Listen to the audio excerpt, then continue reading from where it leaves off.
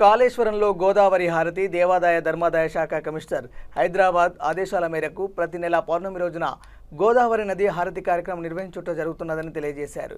అందులో భాగంగా భూపాలపల్లి జిల్లాలోని శ్రీ కాళేశ్వర ముక్తేశ్వర స్వామివారి దేవస్థానం నుండి వేద మంత్రాలతో గోదావరి నది వద్దకు వెళ్లి వేద పండితులు అర్చక స్వాములు గోదావరి నది హారతి కార్యక్రమాన్ని ఘనంగా నిర్వహించడం జరుగుతుంది. ఈ కార్యక్రమంలో ఆలయ సూపరింటెండెంట్ బోరి శ్రీనివాస్, అర్చక సిబ్బంది, గ్రామస్తులు, భక్తులు పాల్గొన్నారు.